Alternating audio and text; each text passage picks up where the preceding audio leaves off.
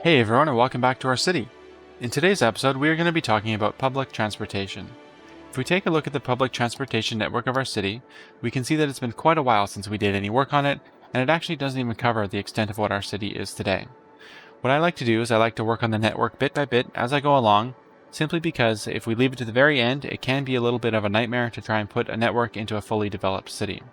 So I think the last thing that we do before we do any expansion project into the next tile is that we upgrade the public transportation network of our city. One of the things that often gets overlooked in a public transportation network are pathways. Pathways provide an efficient way for citizens to travel from one area to another. If they can easily walk to their destination, they will choose that over driving. If we take a look, we can see that I've been putting in pathways as I've been building the city. All roads have sidewalks, but the pathways that I've been putting in run in behind houses, connect streets, lead to commercial districts, and basically provide shortcuts for citizens to get to their destinations. One issue that you may have in your city is that you may have long stretches of road without an intersection and no way for citizens to cross that road. You can put in an elevated pathway, but one trick that I've learned is that you can upgrade your 2-lane road to the 2-lane road with decorations or vice versa, and this will put in a crosswalk for your citizens to use. If we take a look at our suburb here, we can see that we have 3 medium stretches of road without any crosswalk. Going down to our road tool, we can go to the 2-lane road with trees and just upgrade one of the segments within that stretch of road, and we can see that on either side of where the decorations are, a crosswalk is installed for our citizens to cross the road. Planning a public transport network can be a bit tricky. You should take a look at your city and find areas where your citizens will be frequently traveling to: work, commercial districts, schools, and leisure activities. Your network should act in the same way as your roads do and follow a hierarchy. Your pathways and buses should be focused on local roads, acting as collectors with relatively frequent stops and bringing citizens from where they live to the main transport network. Your main network will act in the same fashion as your arterial roads and move citizens from one area to another with less frequent stops. The types of transport in this section of your network include monorails, metros, and trams.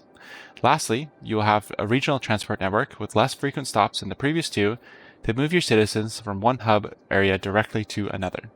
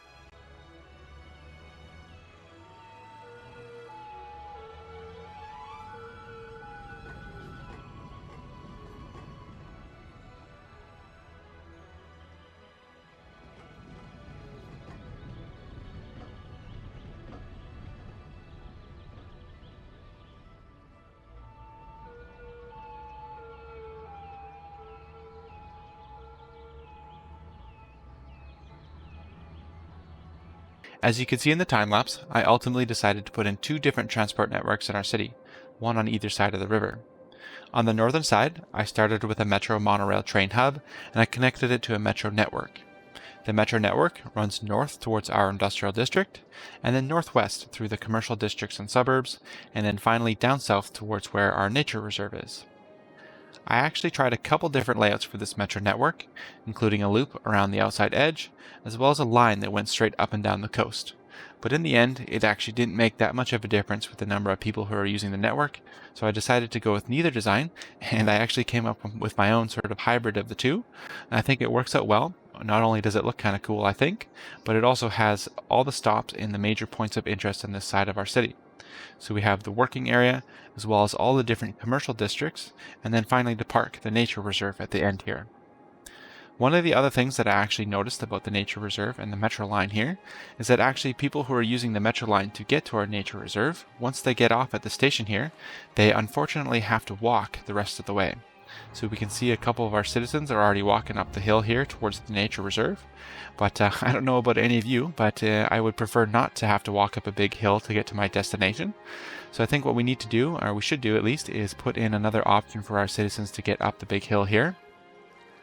And I think the best way that we can do that is to put in a cable car. So if we go to the cable car now, we can put a end of line cable car stop just down the road from where our metro line ends. And then we'll put another one up at the very top here. Just connect the two. Provide some electricity for that last stop there. And I think what we can do is we can leave that for a little while and we'll come back to it and see how many people end up actually using it. As for the southern side of our city, instead of a metro line, what I'd like to put in is a monorail line, and it's what I did. So if we take a look, we actually already had a metro monorail hub installed over here by our campus when we put in the campus a couple episodes ago. And the monorail line, I've actually been putting in monorail stations as I've been building out this suburb.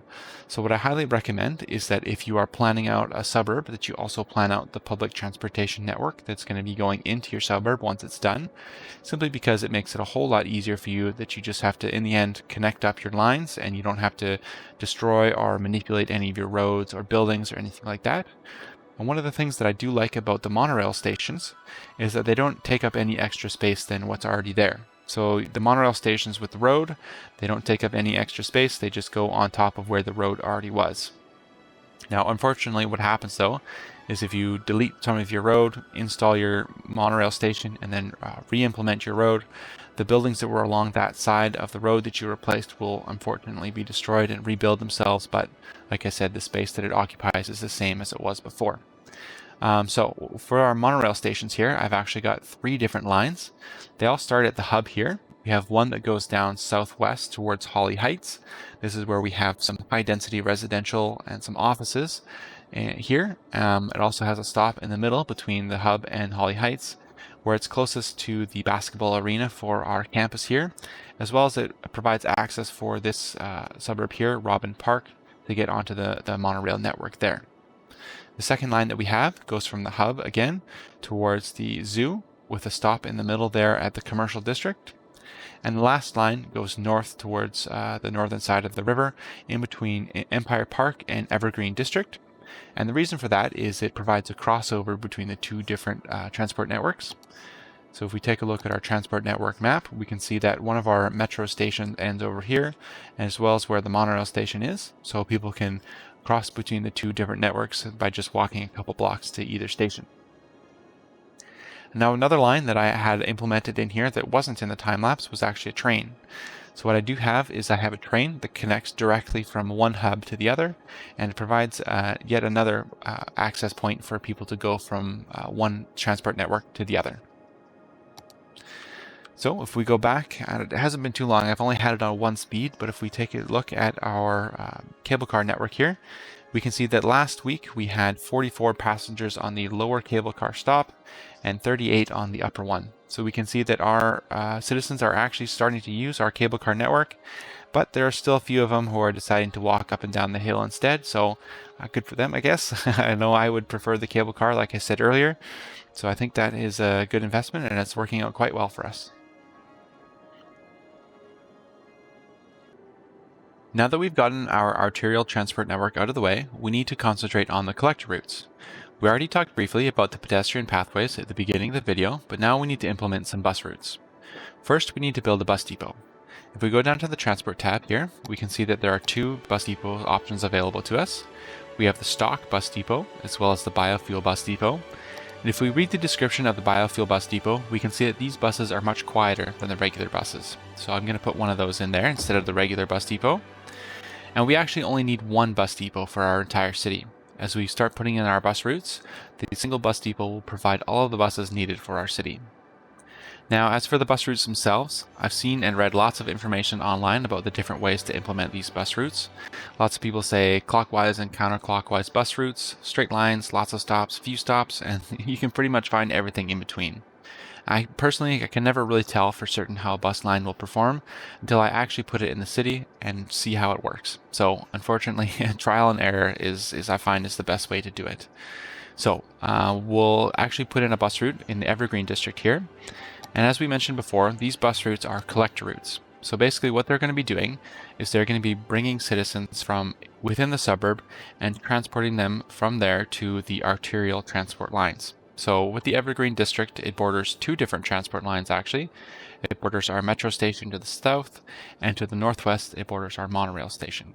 So what I'm going to do is actually I'm going to put a bus loop that kind of goes in the middle of this suburb here. The reason for that is, as I mentioned earlier, the citizens will prefer to walk to their destination if they can, and that also includes bus stops. So putting a bus stop around the outside edge doesn't really make much sense because on one side of your bus stop there are no houses. So if you put it in the middle of your suburb here, on either side of where the bus stop is, there are houses, and that provides opportunities for people on either side of the bus route to walk to the bus stop that's there. So what I'd like to do is I'd like to start by putting a bus stop that's close to the metro station here. And then we're going to go around in a loop, and I don't want to have the bus stops too close. I also don't want to have them too far. Unfortunately, as I said, it's a bit trial and error, and honestly, once you put it in and look at it, there's no perfect way to put in a bus route, I don't think. And so pretty much whatever you come up with will probably work, honestly, just fine. So we'll put a stop here, I think. Another one over here. And we'll cross up to right up here, which is by where the monorail is. And then we'll loop back down. Maybe we'll come up to here. One more down. And then probably complete the line there. And I think another good idea for this one anyway is to provide a counterclockwise route that goes around the same way.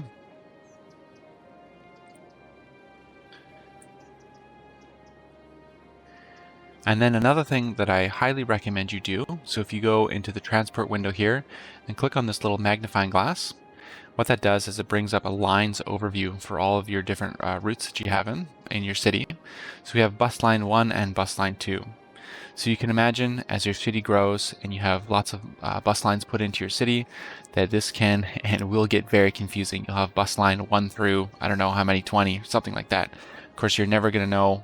It's going to be a little bit difficult to tell which bus route is which. What you can do, if you mouse over a bus line, it will, if it's kind of tough to see, if I know how to edit properly, I'll zoom in a little bit, but you can see that the bus line is actually kind of pulsing. So you can see which route is which. But like I said, as your city gets bigger, it's going to be difficult to tell. You can also change the color, but I like to keep the color as it is to separate my metro lines from my bus lines, from my train lines, and all that sort of stuff. So what I like to do is I actually like to change the line name. So this bus line is in the Evergreen district. So bus line 1, we can see that the clockwise route is the one that's pulsing. So we'll call it Evergreen clockwise. And then the next one will be Evergreen counterclockwise. So what I'm going to do next is I am going to just implement some bus routes in all of our other districts here, and I'll meet you back in a minute.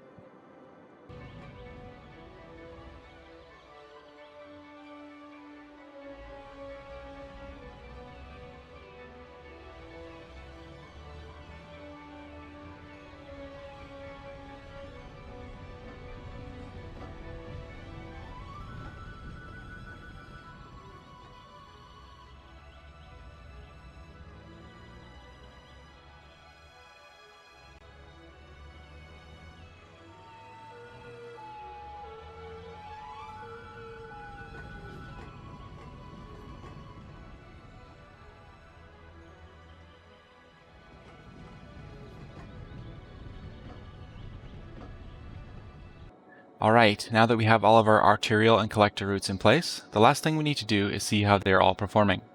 I've let the game run for a little while since the end of the time lapse to give our citizens an opportunity to get used to all the new options available to them. And if we take a look at the transport tab, we can see the number of people who are using each transport type, and we can actually get a detailed view of that transport type by clicking on the magnifying glass icon here. So we'll take a look at the buses, and we can see that we have now 14 bus lines in total, and I've renamed each line to correspond to where it is and what direction it's going, just to make it easier for myself in the future. And we can actually sort this by number of passengers by clicking on the passenger heading here, and we'll sort it by either from least to most or most to least. And you can see that we actually have quite a range of people using each of our different bus routes. So we can actually get a detailed view of that specific bus route, by clicking on the magnifying glass for that bus route. So we'll go down to Washington Hub clockwise. And what that does is it brings up a window here that will show us on the right hand side the number of bus stops that we have and our buses. So this line here corresponds to our route, and each of these little dots corresponds to a bus stop, and it shows the number of people who are waiting at that bus stop. On the left hand side here, these other dots show the buses and as they travel along the route, and the number of people who are actually in each bus. So we can see here, given that there's only 15 people using this line per week, having 5 buses with a capacity of 30 people is maybe a little bit overkill. So what I'm going to do is at the bottom here, we have a vehicle count modifier, and I'm actually going to reduce the number of buses that are operating on that bus route. And I'm going to bring it down to 2. A neat trick that I've learned is that if you, on PC at least anyway, if you hover your mouse over the slider here, you can actually use the scroll wheel to get a little bit of a finer tuning for your percentages here on the sliders. So that works for your budget window as well. And the reason I have 2 buses, it might seem a little bit overkill, given, like I said, that there's only 15 people using this route, is that the number of people using the route can fluctuate a little bit depending on if people are coming or going to work, or even if there's a sporting event at the basketball arena over here, people will want to get onto the metro to get over to the basketball arena over here. So I thought I'd leave it at 2. I'd rather have a little bit extra than not enough. And speaking of not enough, we can go back to our lines for our bus here. And we can scroll down to the bottom and we can see that Robin, counterclockwise, has 170 people going to it. So we'll take a look at that one. And we can see that for this line here, there's actually a number of people waiting at each of the bus stops. So we have more than 30 people waiting at least 2 of these bus stops right now. So for that, it looks like we're going to have to add more buses to this route instead of take them away. So I think I am going to put in 6 buses for this bus route. And so what you're going to have to do is, I'm not going to do it right now, but what you're going to have to do is you're going to have to go through all of your different bus routes and adjust the number of buses that are going to them so that you don't want to have people waiting, or you don't want to be spending extra money for buses that aren't really being used very much. And speaking of budget, we can actually go into our economy panel here and take a look at the income and expenses from public transportation. We can actually see that I'm losing just over $6,000, and I've actually, in one of my play tests, I've gone through and I've actually tweaked all the routes and all the different lines for all the different transport types in an effort to try and not lose as much money or not lose money at all. But I found that it really didn't make too much of a difference to adjust the number of buses on each route, and actually I could never get a profitable public transportation system. So unfortunately, I think that's kind of how it is, unless you're really good at this game and really good at putting in a public transportation system. I think you're bound to be losing money no matter what, and I think that kind of reflects real life.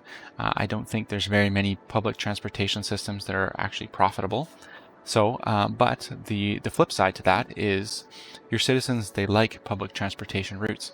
So if you start putting in your routes, then your citizens will actually start to upgrade their houses.